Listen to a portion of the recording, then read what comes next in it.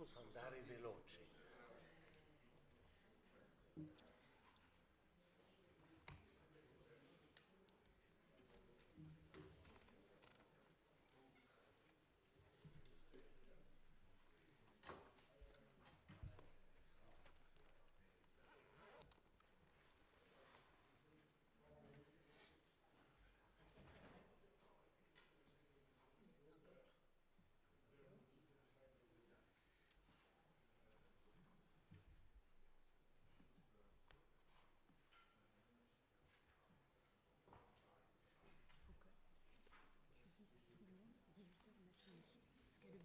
Bon, je pense que vous pouvez débuter. Je vais juste préciser que on va s'arrêter vers 18 heures. Donc merci par avance aux intervenants d'être particulièrement concis.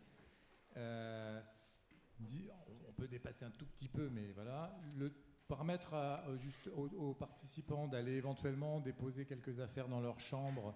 Et ensuite, on se retrouve à l'entrée du campus à 18h30 pour prendre un car qui va nous amener à la Maison des Relations Internationales pour le cocktail dînatoire. Donc voilà, et j'espère que tout le monde viendra parce que on compte sur une participation importante ce soir.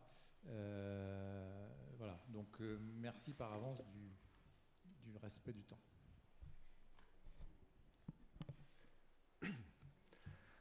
Oui, très bien, on peut commencer. Donc c'est dommage, on est un peu fatigué parce que ça, c'est à mon avis la table ronde parmi les autres la plus stratégique. Parce qu'on va s'interroger sur l'approche classique de la production agricole qui est basée sur la logique farm to form, qui exprime un parcours univoque de la production alimentaire qui commence de la ferme et se termine à la table du consommateur, avec un rôle passif de ces dernières. Donc, les titres de ces tables rondes, c'est de la diète à la production, quelle stratégie? Et donc, nous avons 4 intervenants, et je vais les présenter. Donc, il y a Alexandre Maybeck, qui est le coordonnateur du groupe d'experts de haut niveau sur la sécurité alimentaire et la nutrition, et c'est le comité des Nations Unies sur la sécurité alimentaire mondiale. Et après, il y aura Parviz Kovkan, président de la Fondation du patrimoine agricole mondial. À ma droite, il y a Madame Bézé Desaleignes, chercheur en système alimentaire et résilience du Centre international de la recherche agricole dans les zones sèches de l'ICARTA. Et Eric Berger, qui est un chercheur de l'Institut de recherche pour le développement IRD France.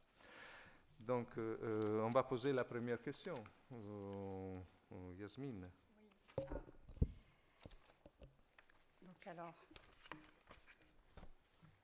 Donc, question commune à tous les intervenants. Si on peut avoir... Vous aurez une deuxième question pour approfondir, mais si vraiment de manière assez synthétique, 3-4 minutes, vous pouviez répondre à cette question très simple. Donc, faut-il repenser nos systèmes agroalimentaires à partir des besoins nutritionnels, culturels, économiques et environnementaux des populations? Donc, vraiment inverser la tendance. Et selon vous, quels seraient les leviers les plus efficaces pour passer justement de cette logique de production vers des systèmes agroalimentaires plus cohérents et durables? Alors oui. Vous avez une présentation, quelques slides, d'accord, très bien. Eric, tu veux commencer? Oui, merci beaucoup. Oui, je pourrais commencer. Je vais surtout essayer d'aller vite parce que énormément de choses ont déjà été dites aujourd'hui, cet après-midi et les autres moments où malheureusement je n'étais pas présent, mais clairement les systèmes alimentaires ne permettent pas justement de répondre à l'ensemble des besoins nutritionnels des populations. La plupart des chiffres ont déjà été donnés, même si beaucoup de progrès ont été faits sur la lutte contre la malnutrition infantile. On en a encore près d'un enfant sur 5 qui sera en retard de croissance d'ici 2030. Les chiffres de l'obésité, on le dit, pareil, d'ici 2030, c'est 3 milliards de personnes dans le monde. Idem pour tout ce qui va être, on peut parler de l'hypertension ou du diabète. On a également tous ces éléments qui ne cessent d'augmenter, et bien sûr les carences en différents micronutriments qui touchent à minima 2 à 3 milliards de personnes. Tu avais parlé de l'anémie, c'est effectivement un problème nutritionnel qui est extrêmement partagé à travers le monde. Donc on a cet échec nutritionnel, on a des échecs environnementaux, puisqu'on a déjà parlé beaucoup des coûts environnementaux des systèmes alimentaires, que ce soit au niveau des émissions de gaz à effet de serre, mais aussi des ressources en eau, des problèmes de trophisation. Et on a aussi ces problèmes économiques, puisque énormément de personnes qui font vivre les systèmes alimentaires vivent mal des systèmes alimentaires sur ce point-là. Donc c'est indubitable qu'il y a quelque chose à modifier. Et après, au niveau des leviers qui pourraient être importants, en fait, il y a plusieurs collègues, notamment à l'IRD, militent pour dire que, oui, il y a des questions, on va dire, techniques, très scientifiques, de choses, mais il y a surtout des problèmes politico-économiques. Et il y a donc quelque chose à modifier. Il y a différentes solutions, et parmi les solutions, il y a l'agroécologie. Vous en avez déjà parlé, je reparlerai peut-être un petit peu après, et plein d'instituts sur la place montpelliéraine. La France fait partie d'une coalition autour de l'agroécologie, est une solution qui en fait partie. Mais je pense que quelque chose qui serait vraiment important en termes de levier, qui pourrait être considéré non pas comme un levier, mais une sorte de condition nécessaire, c'est faire en sorte que les différents acteurs des systèmes alimentaires puissent être bien identifiés et bien compris. Parce qu'il y a un travail qui a été publié en début d'année dans Global Food Security par Conti et collègues qui disait on n'a pas forcément quelque chose de simple avec une décision politique descendante ou un mouvement social montant qui pourrait faire transformer le système alimentaire. En fait, on a une multiplicité de possibilités de transformer les systèmes alimentaires. Mais ça, c'est extrêmement dépendant des contextes dans lesquels on va se situer. Donc, en fonction de quel est l'état de la société civile, quel est le maillage des industriels, des distributeurs, quel est le pouvoir politique en place, comment il est structuré, c'est ça qui fait qu'il faudra avant tout bien comprendre comment ils sont et comment on peut les faire converger pour transformer les systèmes alimentaires. Merci. Et merci de mettre autant d'idées importantes dans si peu de temps. Merci beaucoup. Beza, it's your turn. Thank you very much. Yes, indeed, we should rethink agri-food systems always, depending on the conditions on the ground. Of the things you mentioned as reasons to rethink them are cultural, you said economic and environmental and so forth.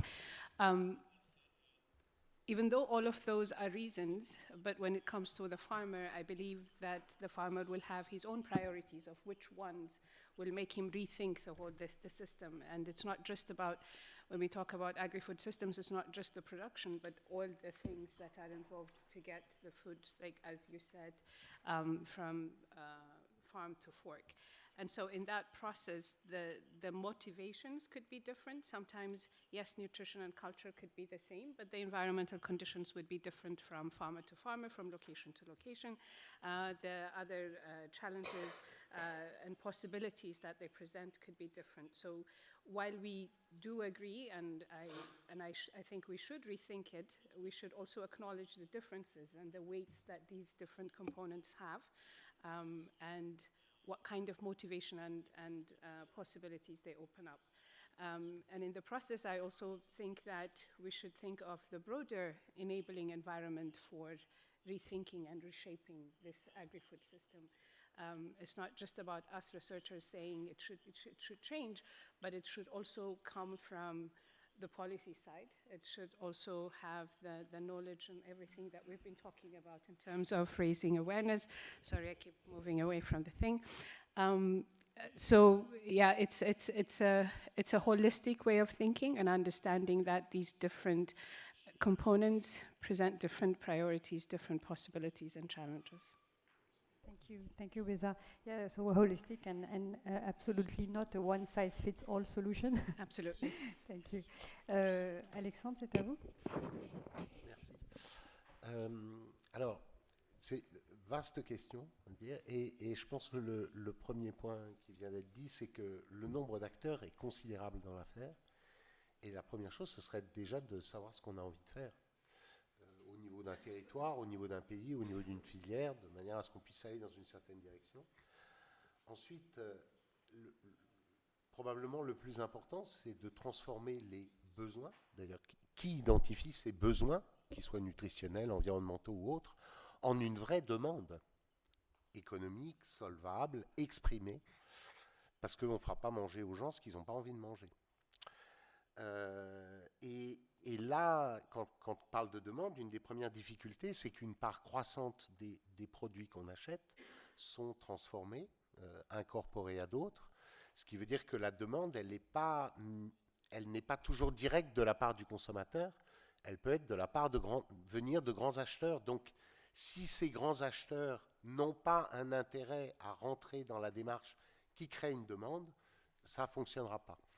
Et ensuite, quand je dis qu'elle doit être solvable, c'est que dans un certain nombre de cas, on en a beaucoup parlé ce matin, il faudra aider le consommateur à payer pour ces produits plus sains ou mieux produits, soit tout le temps, soit dans certains moments de crise, et je pense aux conséquences qu'a l'inflation, et pas seulement l'inflation des produits alimentaires, mais l'inflation en général sur les changements de consommation, et par exemple sur la déconversion d'exploitation bio à laquelle on assiste en France. Et donc, une demande solvable, et puis une demande fidèle sur le long terme, et qui ne fluctue pas au gré des modes et des divers mouvements qu'on voit sur les réseaux sociaux, parce que un agriculteur, s'il change ses pratiques, c'est pour longtemps. Et donc, voilà, il faut... Et là-dedans aussi, les pouvoirs publics ont un rôle à jouer, parce que quand, par exemple, ils achètent systématiquement une part importante de produits pour les cantines scolaires et autres, ça fournit un minimum de revenus aux agriculteurs qui s'engagent dans une certaine démarche. Voilà, donc ça, je pense que c'est un premier élément crucial. Le second, c'est de faciliter le changement pour les agriculteurs. Et quand je dis faciliter, c'est que ça doit être facile. On ne peut plus maintenant dire à des agriculteurs qui sont en monoculture de céréales, remettez des animaux sur vos fermes, parce que c'est beaucoup plus compliqué, beaucoup plus contraignant, beaucoup plus difficile. Il faut trouver les moyens de les accompagner, de faire du collectif, des GAEC, etc., etc. Et puis, il faut leur fournir faciliter l'accès aux intrants qui vont bien, aux semences, à la recherche, à la connaissance, aux itinéraires techniques simples qui rentrent dans le fonctionnement même de leurs exploitations, et puis des données économiques qui leur montrent que ça marche. Parce que, on l'a bien vu ces 2 jours, il y a des gens qui croient que ça marche, et puis des gens qui croient que ça ne marche pas. L'agriculteur, il veut être sûr avant de changer. Voilà. Et puis, je pense que le troisième point qui est crucial, c'est de faciliter les rapports entre les producteurs et les consommateurs, à la fois physique, il y a toutes les questions de mise en marché, et puis symbolique, reconnaissance, d'avoir l'impression qu'on fait partie de la même communauté. On est ce qu'on mange, mais on est ce qu'on mange collectivement aussi. Et quand le producteur et le consommateur sont dans la même collectivité, c'est aussi un moyen de fidéliser les consommateurs. Et il y en a eu il y en a de beaux exemples, comme par exemple Terremoto Parmigiano en Italie, où les consommateurs se sont mobilisés pour soutenir les producteurs après le tremblement de terre, parce qu'ils tenaient aux produits et ils ne voulaient pas que les producteurs disparaissent. Voilà. Et juste pour ajouter 3 points sur comment ça peut fonctionner, c'est quoi les niveaux de mise en œuvre? Alors, on a parlé des pâtes. Le niveau territorial, c'est sans doute un bon endroit pour former ce genre de collectivité dans la durée. Et puis les chaînes de valeur. Et puis sans doute besoin, évidemment, d'un cadre national autour de tout ça. Et ça a aussi été dit ce matin, c'est crucial d'identifier les acteurs qui ont un intérêt à ces changements. Et je me souviens du congrès sur la diète méditerranéenne à Palerme, ou quand le maire a ouvert le congrès, il dit « Moi, ça m'intéresse parce que comme ça, les Siciliens peuvent rester au pays, parce que ça fournit du travail. » Donc en pensant à l'agritourisme, à la restauration, à l'image de la région, etc. Donc il y a beaucoup de choses qui sont liées avec les acteurs des systèmes alimentaires, mais aussi des acteurs proches autour des territoires. Voilà. Merci beaucoup. C'est très riche. Je serais incapable de résumer en une seule phrase pour faire une transition. Donc sans transition, Parviz. Et vous avez quelques slides, c'est ça? Je vais montrer quelques slides. Je vais commencer par dire que je suis le fils d'un paysan. Ah oui, ici. Je suis le fils d'un paysan et je suis iranien. J'ai fait mes études en France. Et après, j'étais en Haïti, en Équateur, en Bolivie. Et finalement, j'ai fini à la FAO à Rome. Et c'était le moment où on parlait de, disons, système alimentaire durable, on parlait de développement durable, tout ça. Et j'étais le task manager, je ne sais pas comment on le traduit en français, de Agenda 21, qui était pour l'ensemble des objectifs de système alimentaire pour la FAO, sécurité sociale, etc., etc. Alors, ce que je vais éventuellement dire, qu'il y a le problème le plus majeur du monde, c'est qu'on a plus de 7 billions de gens, que moitié de ces gens-là, ils sont dans les villes. Actuellement, je parle de cette époque dans laquelle on vit. À peu près 1 billion, ils ont des problèmes alimentaires, insécurité alimentaire, comme la FAO le dit, et plus de 1,6 billion mangent trop. Et entre-temps, nous, disons, faisons le gaspillage 30% de notre alimentation. Alors, je retourne en anglais parce que c'est plus facile pour moi. Alors, un des problèmes de système actuel, c'est la perte, the loss of agrobiodiversity. This is a picture I have put together. As you see, many species which were in our food, with many varieties, they are lost in our food system now. We don't use them. Some of them we are still using them, but the same varieties are not anymore. For example, if we can take one of them, like cabbage, we had so many cabbage, and now we have very few of them. Quand on va vers le 2050, on a besoin de 60% de production en plus. According to the FAO, we need 60% more food, according to the FAO, globally speaking, but in developing countries, in poor countries, in Africa, in Southeast Asia, and some other countries, we need their production to be 100% more.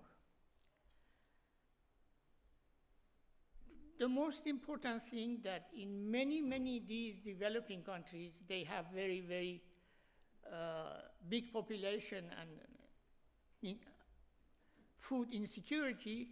They are small farmers. They are producing their food in a small farm, and of course, they are very poor, but they feed at least themselves. And if they are not there anymore with the industrialization of agriculture, there will be huge problem, not only in Africa, but also in Asia. These family farms and agriculture family agriculture, they produce 70% of the food. They produce the food they eat, at least. That's the most important to remember. So if we help them to do a better agriculture, better food, more quality food, of course, it is a win-win situation, because not only they feed themselves better, but also they keep the system in a better condition, because they continue using biodiversity, they continue using their workforces, and they, of course, continue to having the traditional food, which is very, very important, connected to their land.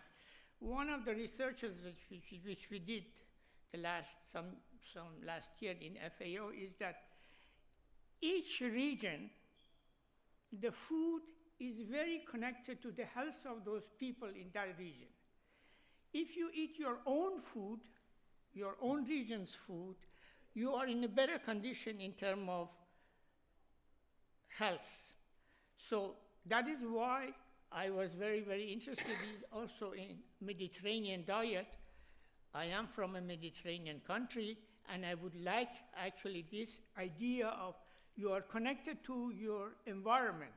And especially when there are small farmers, they are, of course, taking care of their biodiversity, they take care of their ecosystem services, their food culture, and all those are very, very important. Now, in 2002, I created a program which is called Globally Important Agriculture Heritage System in FAO. This program has three major objectives. At global level, identification, selection, and recognition of globally important agricultural heritage and their communities. At national level, capacity building in policy, regulatory, and incentive mechanism to safeguard these outstanding systems. At local level, empowerment of local community to continue to produce what they are producing and eat what they are eating. FAO now has 78 globally important agricultural heritage systems around the world in 24 countries, but there is also many to come. There is a lot of demand, and I heard from FAO management that by the end of October this year, this coming year, 80th anniversary of FAO, they will going over 100 systems. Now, what is the important part of my contribution, participation here is we have created, after I retired from FAO, food heritage.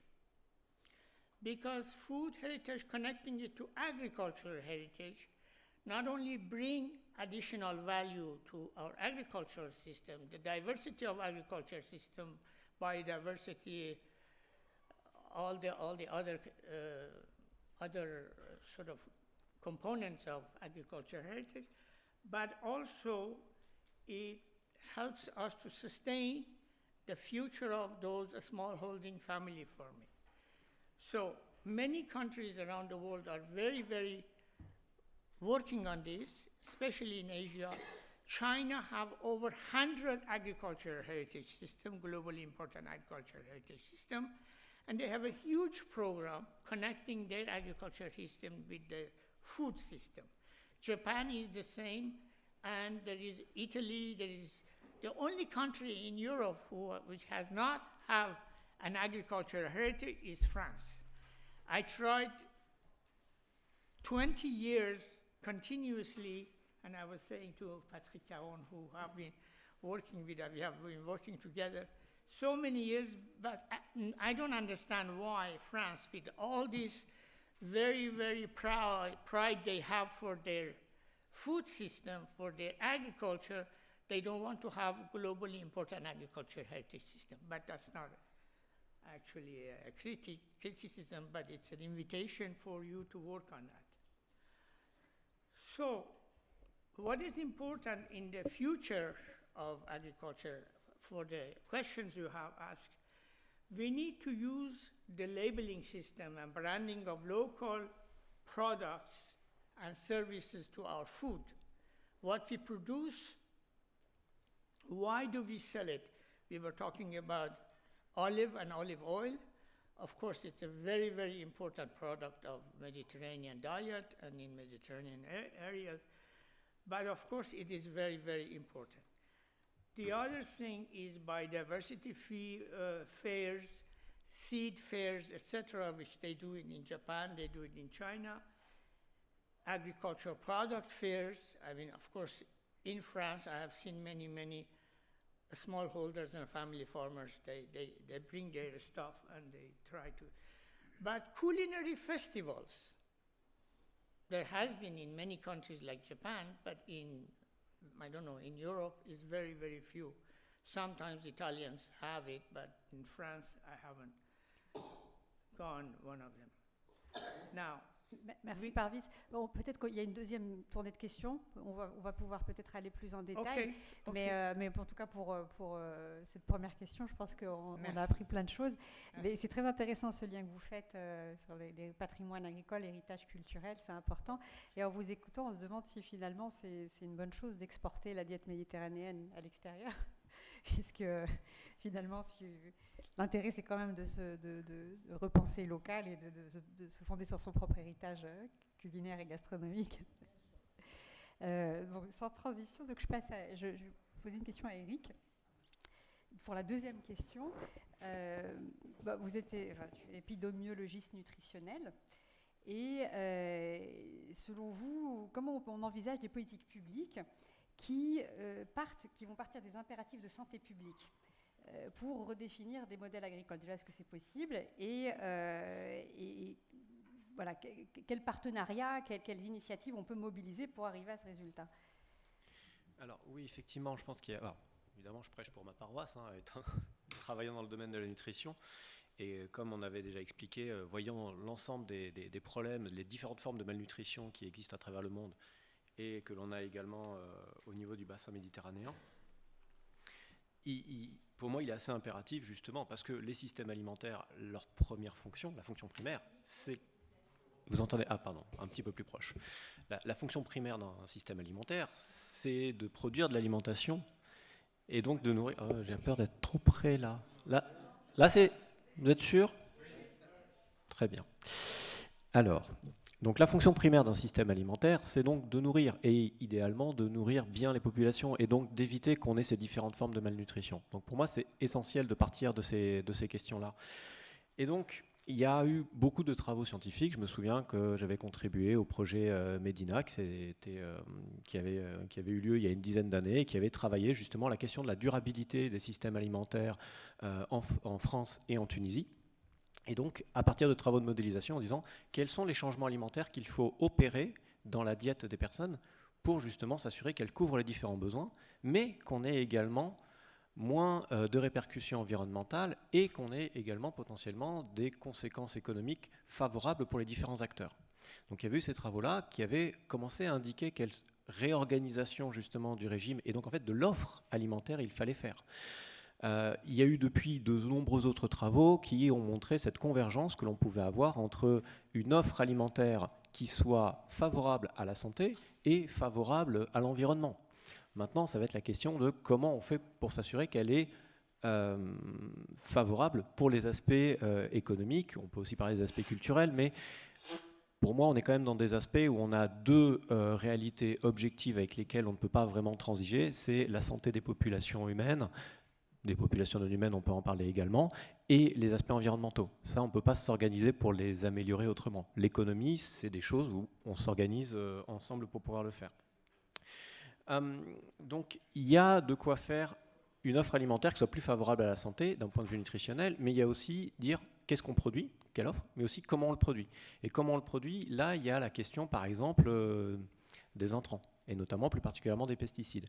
Il y a suffisamment de travaux, même si on n'arrive pas à avoir à l'heure actuelle au niveau de l'EFSA, justement, ils ont bien précisé qu'on n'a pas les estimations exactes et précises de quels sont le fardeau, justement, des pesticides sur les différents paramètres de santé, mais on a quand même tout un ensemble de travaux qui montrent à quel point c'est quand même défavorable dans l'ensemble. Donc il serait intéressant de pouvoir trouver des modèles de production agricole qui puissent se passer de ça. Et là, il y a, parmi les leviers, j'en avais un peu parlé tout à l'heure, c'est l'agroécologie. L'agroécologie peut être une forme d'agriculture qui va pouvoir à la fois apporter des aliments nutritifs pour former des régimes favorables à la santé, dont on a parlé plusieurs fois ici, qui vont être plutôt à tendance végétale, avec moins de produits très transformés, et qui vont également être moins, en tout cas, qui vont être moins contaminés par les pesticides, comme on a pu en parler. Et après, vous avez potentiellement parlé hier, vous avez parlé de l'agroécologie, je crois. Il y a des recherches qui montrent qu'à l'échelle européenne, il est possible d'opérer des transitions agroécologiques qui permettent de sécuriser le niveau de production et qui puissent aussi également fournir des niveaux de vie intéressants pour les producteurs. Donc voilà, il y a des choses, mais encore une fois, c'est comment on s'organise pour le faire. Et les deux, il y a plein de barrières pour ce genre de changement, et j'ai envie de dire qu'il peut y avoir au moins deux barrières que l'on peut citer, ou en tout cas que je peux citer, et qui vont faire un petit peu écho à ce qui a pu être dit précédemment. C'est notamment le fait qu'on va parler de santé, mais on va parler aussi de production agricole, d'alimentation, on va parler de commerce, etc. Donc c'est en fait différents ministères en fonction des pays qui n'ont pas forcément les mêmes agendas, qui sont peut-être en conflit et qui n'ont pas toujours les capacités de se mettre autour de la table pour parler. Et ensuite, on peut avoir d'autres problématiques qui sont à quelle échelle ça s'organise. Est-ce que c'est des choses qui s'organisent à l'échelle de la municipalité, de la région, du pays ou même supranational, si on a, puisque le nord du bassin méditerranéen, c'est également l'Union européenne, qui a ses propres aussi aspects réglementaires. Donc c'est quelque chose à trouver pour pouvoir modifier cela. Et on avait parlé un petit peu des acteurs industriels, mais il faut quand même aussi reconnaître qu'on a certes des PME, mais on a quand même aussi quelques petits acteurs très puissants qui concentrent, en termes d'agro-business et d'agroalimentaire, qui concentrent aussi énormément de pouvoir économique et qui en fait sont aussi des formes de résistance à certaines transitions et transformation des systèmes alimentaires qui pourraient leur être défavorables. On a quand même beaucoup d'exemples en France avec, par exemple, le Nutri-Score, certaines entreprises qui ont voulu ne plus afficher le Nutri-Score parce que ce n'était plus assez favorable pour elles. On a beaucoup de documentation en épidémiologie nutritionnelle de comment certaines grands lobbies agroalimentaires ont fait en sorte de décrédibiliser nos recherches. Et sur les aspects agroécologiques, notamment, il y a le consortium IPS Food qui a montré plusieurs rapports où comment l'agroécologie peut essayer d'être un petit peu, pas décrédibiliser, mais essayer de flouter les termes autour des solution-based, des nature solution-based, pour essayer justement de détourner un petit peu l'attention et de faire des nuages de fumée. Donc, voilà, pour moi, il y a ces différents leviers, c'est qu'il y a des acteurs qui ne sont pas forcément intéressés par cette transformation des systèmes alimentaires, ou peut-être le plus tard possible. D'accord, merci. Effectivement, il y a, sur la table ronde, l'agroécologie, c'est revenu à plusieurs reprises et on a rappelé le nombre très important de lobbyistes au niveau de l'Union européenne, enfin la Commission européenne et aussi des cabinets noirs dans des pays de la rive sud de la Méditerranée. Oui, donc c'est quelque chose qui a été discuté hier, notamment. Je vais poser une question à Béza, donc de l'ICARDA, depuis ton point de vue de ce centre spécialisé sur les zones arides. Dans les zones arides méditerranéennes, comment on va pouvoir concilier justement ces impératifs nutritionnels et les contraintes agroclimatiques dans les zones arides, et éventuellement quel type de partenariat ou d'innovation locale on peut aussi mobiliser pour atteindre des objectifs souhaités.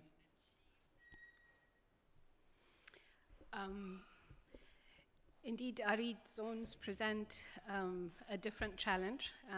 They have very fragile environments. They are characterized by very scarce environments, whether it's the water resources or the type of soil that they have. And even the socio-economic conditions in arid zones are quite different. Again, when we talk about arid zones, there is quite a range of it. Yeah? There are those that have some access to water, maybe surface water, to those that use or entirely depend on groundwater and are, can closely resembled to desert farming in many ways. But within those whole range, the scarcity remains the same, the fragility remains the same, and with climate change especially, these are further exacerbated, and then the nutritional imperative that we are talking about does not necessarily become the driving force for the production. The production is limited primarily by the environmental conditions, the services that are available. It could be the markets, the input and output markets that are available to them, the extension services and the information, the access that they have to it, the kind of technologies that they have access to. And these would include, for instance, like improved seed varieties. ICARDA works a lot with improved varieties that are adapted to different stresses. It could be salinity, it could be heat tolerance, it could be different pests and diseases that are further exacerbated by climate change.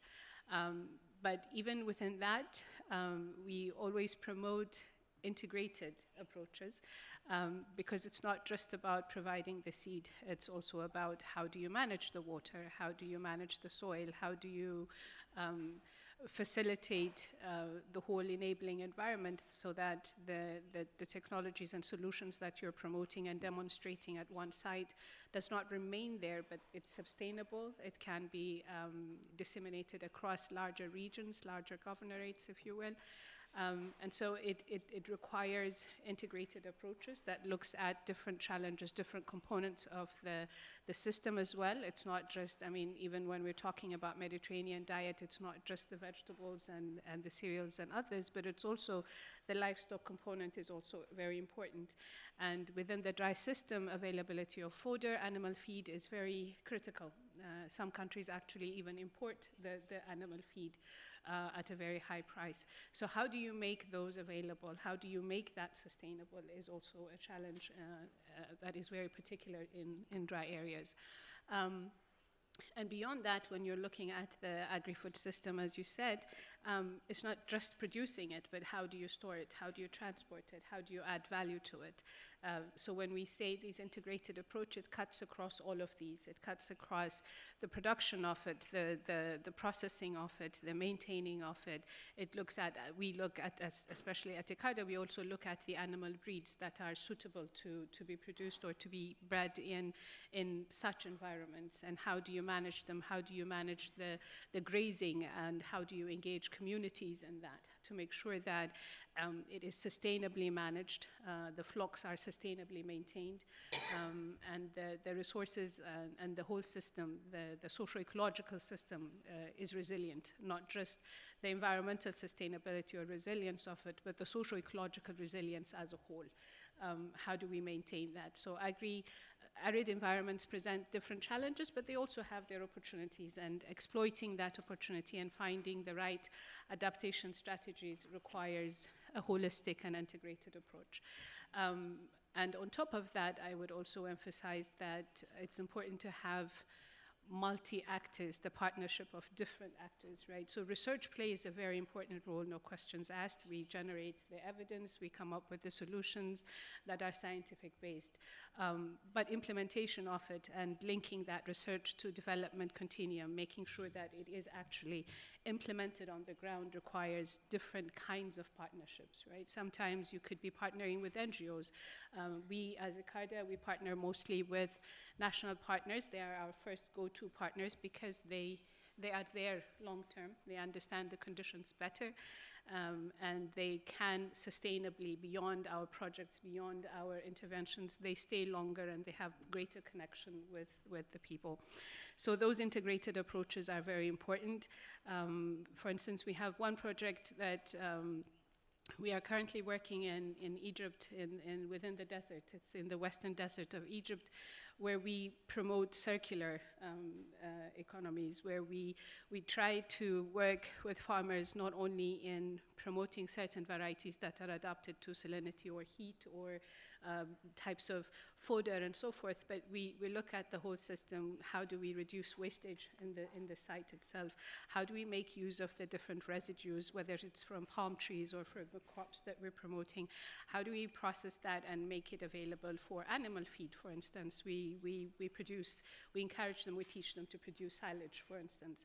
And how do we make use of the other resources that they have to make compost and build on the soil?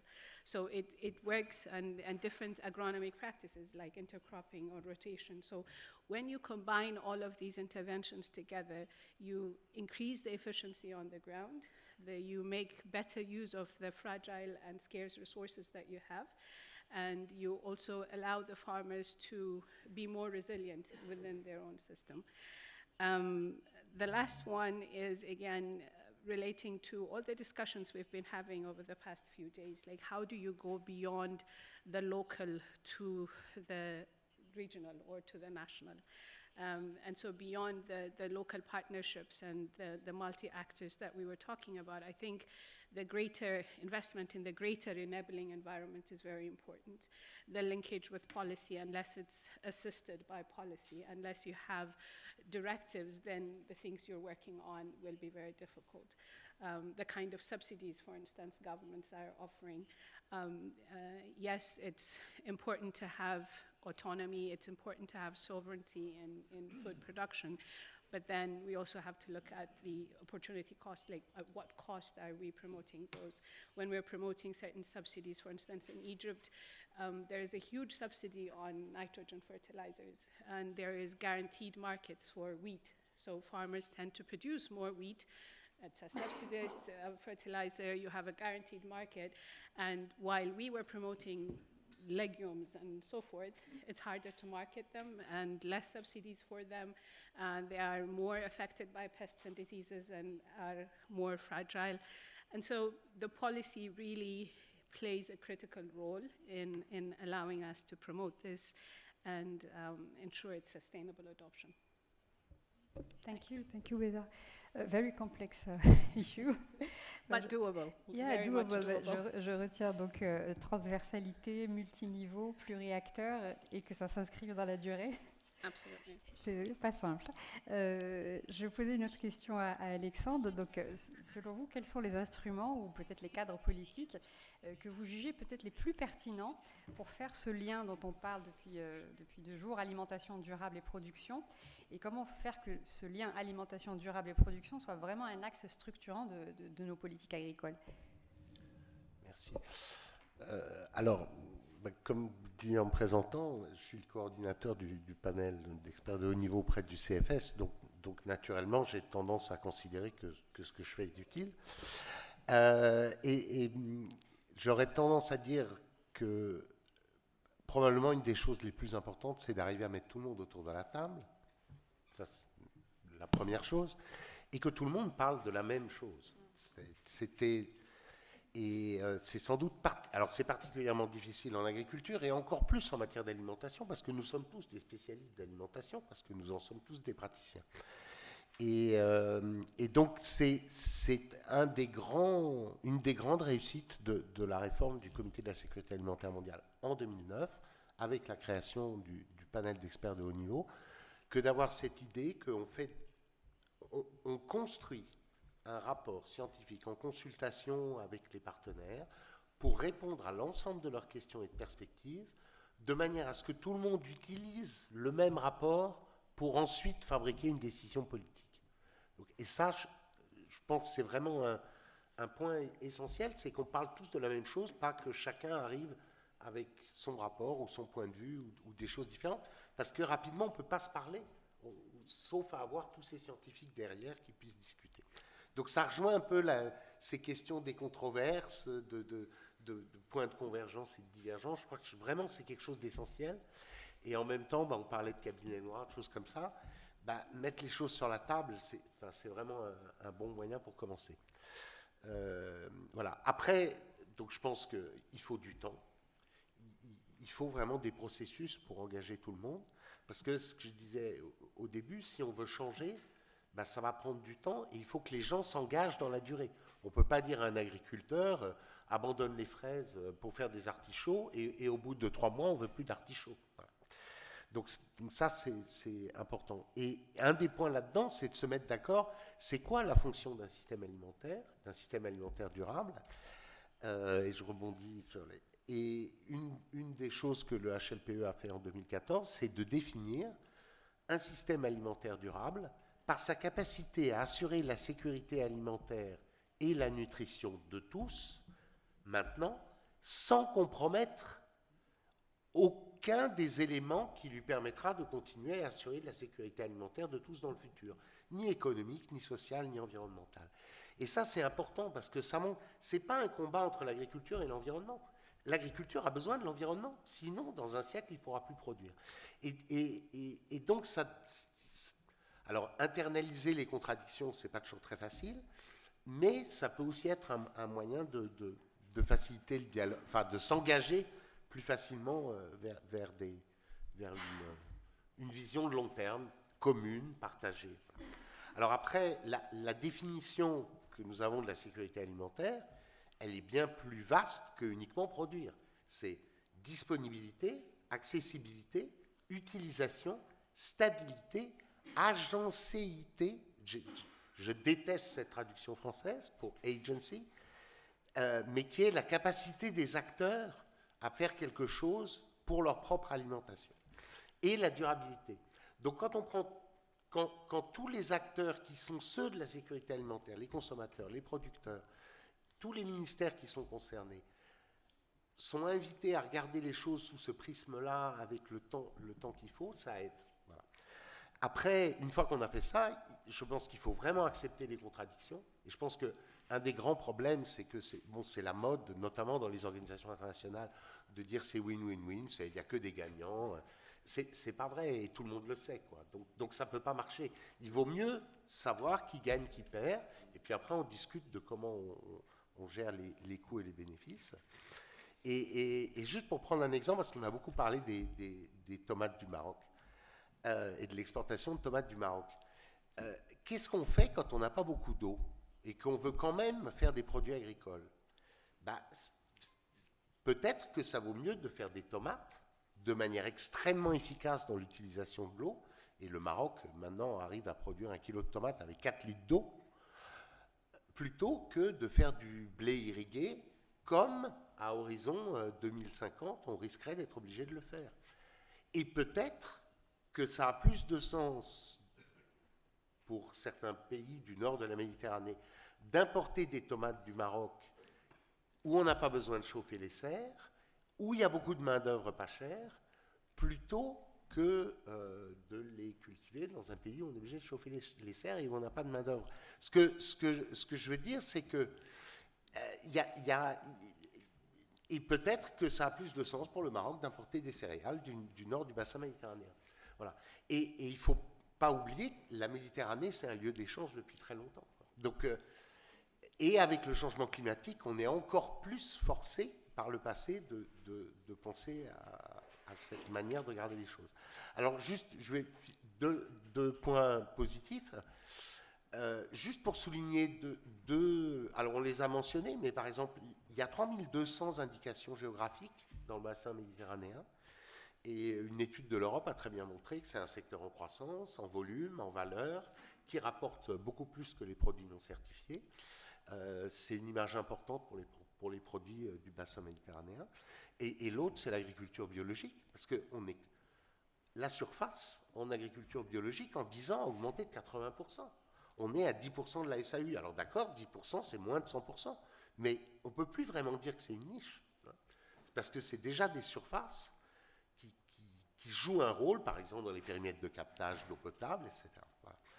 Et je prends ces deux exemples aussi et surtout parce que ce sont deux exemples où la gouvernance et la construction bottom-up, je ne sais pas bien le dire en français, a joué un rôle essentiel dans le succès de la démarche et la construction d'une identité commune entre producteurs et consommateurs. Et quand on parle, et d'identité du territoire, quand on pense aux IG, et je me demande si une partie de la crise actuelle du bio dans certains pays en Europe, elle n'est pas due aussi en partie au fait que les circuits de distribution sont plus aussi spécialisés et que donc la tribu du bio, dans une certaine mesure, elle s'est un peu diluée. Alors, il y a aussi des questions de marge, puisqu'il y a une très bonne étude suisse qui a montré que les supermarchés tendent à prendre une marge encore plus importante sur les produits bio que sur les autres. Mais bon, bref, c'est une parenthèse. Juste pour souligner, parce que je pense, pour moi, c'est vraiment la clé, que je suis ce que je mange, mais je pense que ce je suis ce que je mange, il est collectif aussi. Et que quand dans ce collectif, on a son territoire, je ne vais pas dire son paysan, mais presque, c'est ça qui garantit la durée qui permet le changement. Il y avait eu, il y a quelques années, une expérience remarquable où sur les melons de Cavaillon, il y avait la photo du producteur dessus. Je ne sais plus si c'est Carrefour ou Casino qui faisait ça, et ça fonctionnait remarquablement bien. Voilà, je m'arrêterai là. Merci. Non, très intéressant. Pour revenir sur les tomates Maroc et les complémentarités, non. À l'automne dernier, on a eu une réunion ministérielle au SIAM, donc qui était la thématique, c'était de parler de la souveraineté alimentaire, mais au niveau de la Méditerranée. Donc vraiment la repenser au niveau de la région. Et effectivement, en filigrane de toutes les discussions, il y avait cette idée de pouvoir choisir ses dépendances entre pays méditerranéens, parce que tout le monde ne peut pas être autosuffisant et produire ce qu'il souhaiterait produire, et jouer justement sur ces fameuses complémentarités qui ont fait la richesse de la Méditerranée pendant des siècles. Donc on est tout à fait d'accord. Parviz, une dernière question pour vous. Donc vous avez mis en lumière l'importance des systèmes agricoles et alimentaires traditionnels pour la durabilité et la résilience, mais comment ces systèmes-là peuvent-ils inspirer les politiques agroalimentaires contemporaines, notamment en Méditerranée, et comment on peut justement préserver ces savoir-faire locaux, ces savoirs locaux, la sécurité alimentaire, et aussi faire face aux défis qui sont au changement climatique, raréfaction ou dégradation des ressources naturelles. Je continue pour dire que toute l'évolution des concepts, toute l'évolution de concepts agriculture durable à la FAO, c'était petit à petit. On a ajouté des dimensions différentes, et notamment l'agroécologie, qui est maintenant une des grandes plateformes à la FAO, pour rester en harmonie entre ce qu'on produit avec les ressources qu'on a et ce qu'on fait des dégâts dans notre environnement. Alors ça c'était le plus important. Mais une chose qui est toujours importante de ne pas oublier, c'est que beaucoup de pays en développement n'ont pas les mêmes moyens que les pays développés, surtout les pays industrialisés. Alors, comment on peut aider que la majorité de la population du monde pourrait rester au moins s'alimenter eux-mêmes? Alors, dans ce cas-là, ce qu'on appelle win-win, ça veut dire gagner-gagner, c'était essentiellement le modèle de labellisation des produits, pas seulement au niveau international et national, mais aussi au niveau local. Ça, c'est très important. Et ça permet aussi aux gens de rester en relation avec ce qu'ils produisent. Et essentiellement, surtout pour l'éduquer, les enfants, pour dire que ce que vous mangez, il vient de votre terre ou il vient d'un endroit où vous êtes connecté. Alors, ces modèles-là, en Chine et au Japon, nous avons fait un travail extraordinaire. Et beaucoup des jeunes qui sont partis en ville, par exemple au Japon, ils se sont retournés dans leur village pour combiner à la fois une production qui est une production, disons, écologique et durable, mais aussi ils l'ont, disons, intégré dans leur façon de faire de tourisme, façon de travailler, et tout ça ça a donné à la fois un bon travail au niveau local et ça a empêché beaucoup de l'immigration dans les grandes villes, comme c'est le cas dans beaucoup de pays du monde. Alors, je publie un livre que je peux vous laisser une copie qui s'appelle Forgotten Agricultural Heritage. Juste pour la technique, on ne voit pas le PowerPoint ou la photo. Forgotten. Oui, il est là. Alors, si vous allez à l'Internet, vous pouvez le trouver, mais justement, l'idée d'agroécologie, l'idée de production locale, tout ça, ils sont dedans avec les exemples, avec 72 exemples de 72 pays du monde. Et maintenant, la FAO, il va fêter le 25e anniversaire de patrimoine agricole. Et j'espère qu'on pourrait ajouter ça à les formations des jeunes, parce que les jeunes, ils ont besoin d'avoir une inspiration de leur terroir ou territoire. Et le diète méditerranéen est effectivement un des plus intéressants pour suivre. Ça, c'est mon dernier mot pour dire ce que vous demandez. Merci beaucoup. Bon, on a 10 minutes avant... Non, peut-être qu'on peut aller... Oui, 9. Non, mais je pense que Thierry avait dit qu'on pouvait jusqu'à la 18h05. Juste un mot, même chose que pour les autres tables rondes. Donc, la fameuse recommandation, si vous deviez formuler quelque chose, toujours avec un peu d'audace, mais tout en étant réalisable, qu'est-ce que ce serait? Je commence par Eric, ensuite Béza. Merci. En fait, je vais repartir un peu des concepts. C'est-à-dire qu'on a eu des perspectives historiques, et si on reprend les perspectives historiques, au niveau de l'alimentation, on était dans des sociétés de production. On était producteurs de notre alimentation.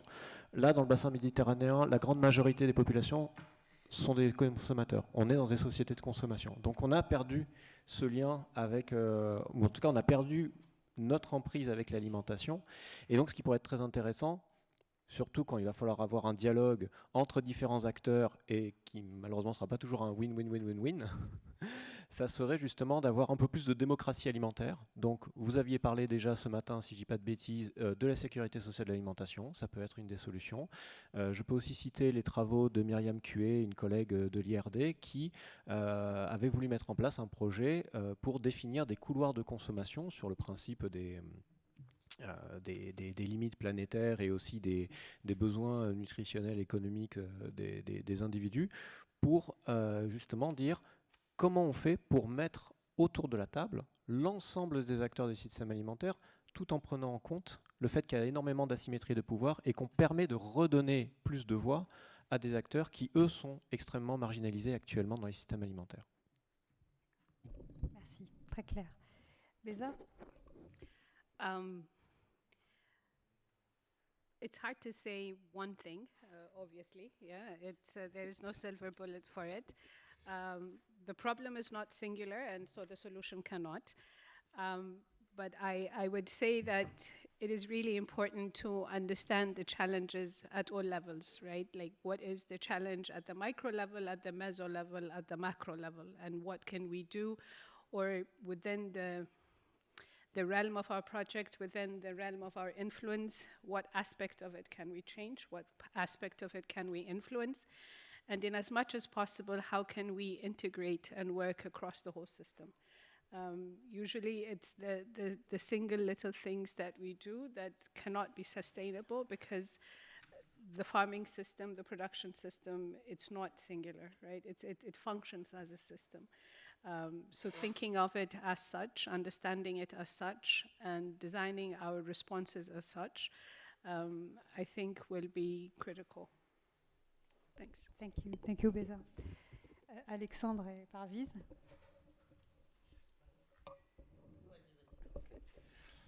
Bon, alors je dirais que quelque chose comme mettre autour de la table l'ensemble des acteurs qui partagent un système alimentaire ou une partie de système alimentaire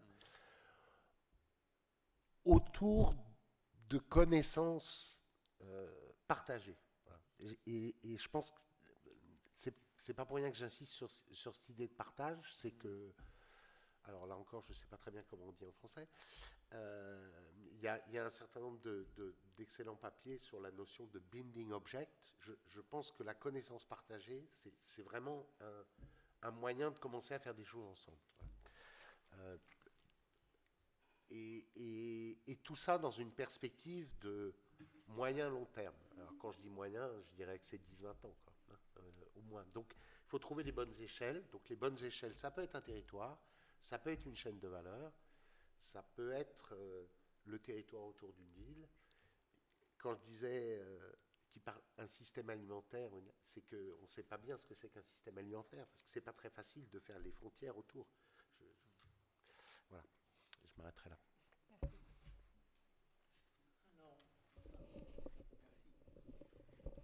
Moi, personnellement, je pense qu'avec le succès qu'on a eu pour le patrimoine agricole mondial, on parle maintenant de patrimoine alimentaire, ou food heritage, le connecter les uns et les autres, pas seulement permet que les gens puissent continuer à développer ce qui sont les meilleurs des éléments de leur production, mais aussi la consommation pourrait, disons en quelque sorte, compléter le travail que les paysans ou même les industriels, disons agricoles, à partir du moment où on reconnaît le valeur de leur travail, mais de façon un peu plus complexe, un peu plus, disons, intégrée, on peut effectivement promouvoir les bonnes productions et les bonnes alimentations. Et c'est pour ça que je pense que, un peu comme on fait à l'UNESCO pour avoir le patrimoine mondial, que les pays ils veulent vraiment montrer ce qu'ils ils sont en train de protéger, en train de donner, disons, des visibilités à ça. Pour l'alimentation et pour l'agriculture, on doit faire la même chose.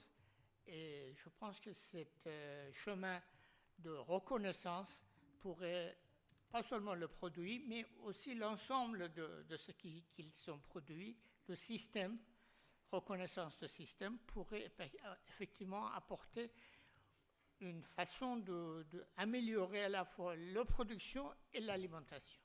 Ça, c'est ce que je veux dire. Merci beaucoup pour vos 4 recommandations qui finalement elles font écho aux discussions qu'on a eues à la session 1 et 2. Donc c'était un peu une synthèse de ce qui a été discuté. On a 5 minutes pour poser des questions si vous en avez.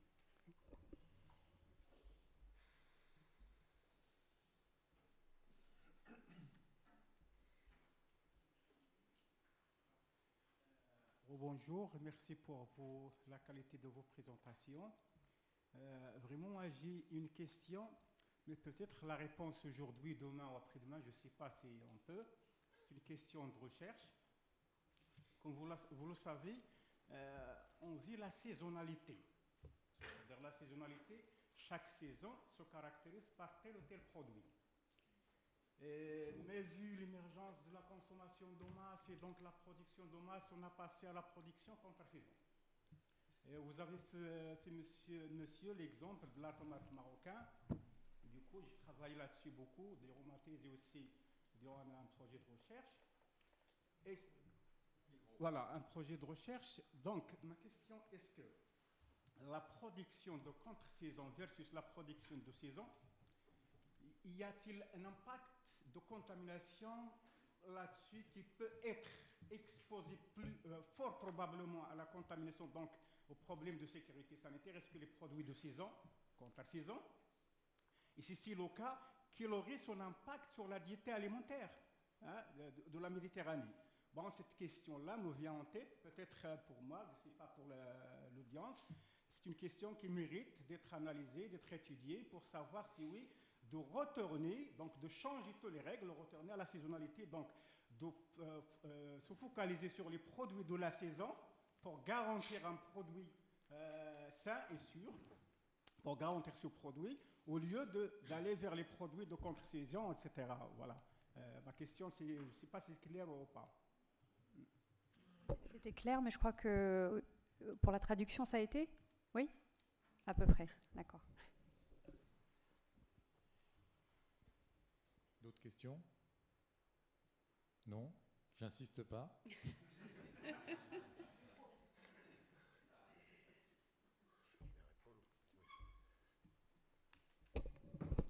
Alors, je ne suis pas un spécialiste des contaminations, mais je ne vois pas de raison pour lesquelles un produit serait plus contaminé hors saison que durant la saison.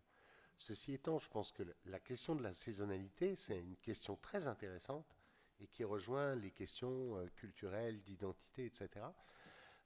Parce que, évidemment, produire à contre-saison, ça a un coût environnemental considérable, mais ça peut aussi produire des emplois dans d'autres pays, etc. Et aussi, et surtout, alors, je vis en Italie, hein, et à Rome, où manger un fruit ou un légume hors saison, ça ne se fait pas. Voilà, tout simplement. Moi, j'ai même souvenir d'avoir acheté des asperges au mois de juillet, alors que la saison est en juin. Il m'a fait un rabais de 50% parce que c'était hors saison. Et le producteur lui avait vendu 2 fois moins cher parce que c'était hors saison, hein, pour vous donner une idée. Et dans le même temps, à 100 mètres de là, dans un supermarché qui fournissait des touristes, il y avait des asperges chiliennes 4 fois plus chères. Voilà. Donc cette question de la saisonnalité, c'est vraiment une question culturelle. Et Slow Food a fait tout un agenda sur la saisonnalité. Et dans une certaine mesure, moi je trouve ça merveilleux de voir qu'il y a quelque chose qu'on mange pendant 3 semaines et qu'on ne mangera plus. Et d'un point de vue environnemental, là où je vois un avantage en termes de durabilité, c'est que quand tout le monde se précipite sur les fraises au même moment, même s'il y a une très bonne récolte, les prix ne s'effondrent pas trop. Voilà. Alors que quand on a des fraises toute l'année, quand on les voit arriver, on ne les voit pas arriver. Mais bon, voilà. Juste sur le même sujet, il n'y a pas de carottes, je suis souvent Oui. que ça existe, mais en Allemagne, l'arrivée des asperges est un événement culturel qui est salué, recherché, commenté dans la presse. Et je voudrais dire qu'on n'a pas parlé ni en ce qui concerne l'environnement, ni en ce qui concerne l'alimentation, de la relation entre le plaisir et la beauté. Et je trouve que, d'ailleurs, l'alimentation en Chine est liée aussi aux couleurs. Si vous allez dans un repas, on essaiera de vous mettre un peu de vert avec un peu de rouge. Et les Chinois ne sont pas les seuls à rechercher ce type d'alliance. Et il me semble que si l'on cherche une alimentation à la fois saine et agréable, il faut aussi que tous les outils de communication, les outils d'éducation et la formidable culture populaire qui dit c'est la saison, en Allemagne, c'est la saison des asperges, quel bonheur, trouve une traduction dans quelque chose. Alors, je le dirai demain, moi je suis très admirative de ces stratégies win-win, mais je trouve qu'un des mérites de la controverse, c'est pas le seul, c'est d'apprendre qu'il faut passer parfois par du win-lost, c'est-à-dire parce que l'on perd en même temps que l'on gagne. Et perdre quelque chose qui n'est pas d'asperges, c'est peut-être encore mieux pour les asperges et pour la sécurité alimentaire. Oui, tout à fait.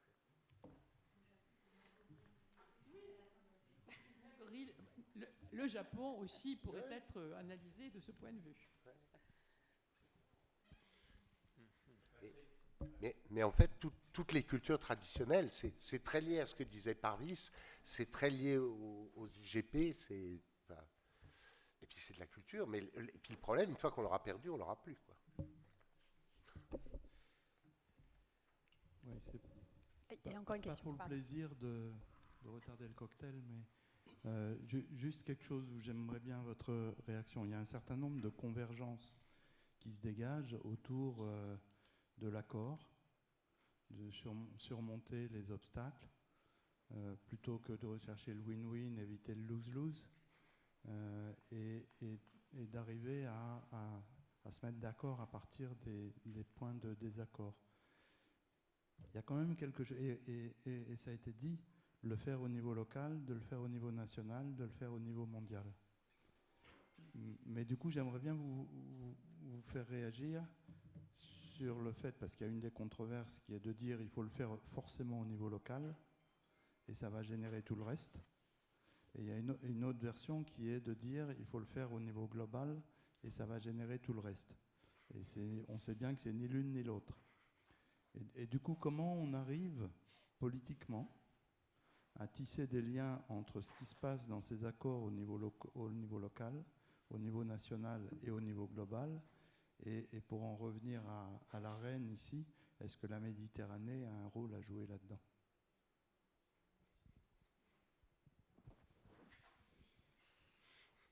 Vous avez 2 heures et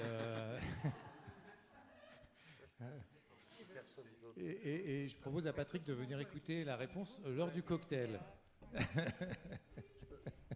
Je peux essayer de me lancer sur certains points. Donc, tu as dit, est-ce que ça se joue au niveau global ou est-ce que ça se joue au niveau local?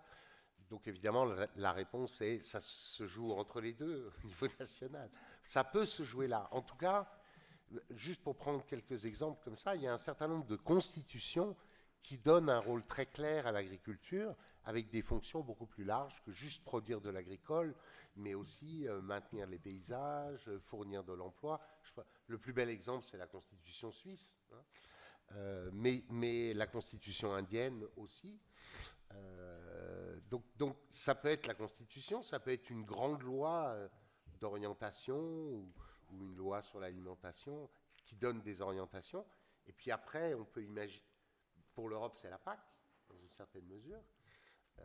Alors je pense à la Suisse, parce que moi, une des choses qui m'avait frappé à chaque fois que je parle de débat, c'est qu'ils ont à intervalles réguliers un débat sur l'avenir de la politique agricole suisse, avec des prévisions à moyen terme, et donc c'est très structuré depuis longtemps. Et puis le national, ça peut aussi être le cadre qui organise comment les discussions peuvent se faire au niveau local. Pour la France, c'est au niveau national que la manière dont on fait un pacte a été décidée, par exemple. Et alors au niveau global, ça va sans doute être très difficile, mais j'ai été, encore une fois, très impressionné par les convergences entre les pays européens, les autres pays méditerranéens et les pays africains. Il y a moyen de commencer à discuter des choses dans ce cadre-là, sans doute. Puis après, le porter à un niveau plus global, et une proposition qui serait portée par les pays européens, les pays méditerranéens et l'Afrique, ça aurait du poids, hein, quand on parle de sécurité alimentaire. Et puis il y avait aussi beaucoup de similarités dans ce que disait Parvis en Asie, Chine, au Japon. Donc c'est un beau sujet de discussion, quoi. Après, si je peux juste dire ce que ça m'a inspiré, peut-être que je vais être à côté de la plaque, mais là, il y a 2 semaines, on a lancé à Bari, au Siam Bari, un méta-réseau, donc un réseau pour remettre au centre des discussions la réhabilitation des légumineuses dans le régime méditerranéen. Et alors, ça se joue à plusieurs niveaux. Donc, pendant cette réunion-là, il y avait des organisations intergouvernementales, il y avait la Commission européenne, la FAO, mais il y avait aussi des représentants nationaux, des centres et des universités de recherche. Donc, ça se jouait vraiment à différents niveaux. Et l'idée, c'était vraiment de repartir de cette richesse que sont les légumineuses, les pulses dans notre alimentation pour la santé et des sols, mais aussi notre santé. Et c'est effectivement ce que le SIAM peut être amené à faire. Donc, pour revenir à l'échelle de la Méditerranée, nous, organiser ou coordonner des réseaux avec différents acteurs, c'est quelque chose qui est dans l'ADN du SIAM et qu'on fait depuis des années.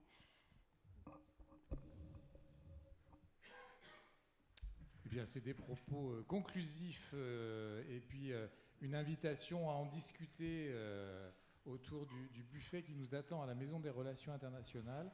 Donc, comme je le disais tout à l'heure, on va y aller tous ensemble, en bus à 18h30. Donc, départ du bus, au bas du campus, de façon à ce qu'on puisse y être pas trop tard, et ensuite rentrer pas trop tard pour être en forme demain pour la dernière partie de cette conférence. Voilà. Donc vous avez le temps d'aller jusqu'à votre studio pour éventuellement y déposer quelques affaires, mais veillez à y être à 18h30. Quand j'ai débuté ma carrière, j'étais prof. Une fois, je partais en Espagne avec des élèves. Je leur ai dit, on part à 8h30. Le seul qui n'était pas là, c'était mon collègue qui devait accompagner. Je suis parti sans lui. Donc, prenez-moi au sérieux. Bon, merci. Voilà, merci à vous tous. Hein. Merci. Il a la flemme de faire l'appel.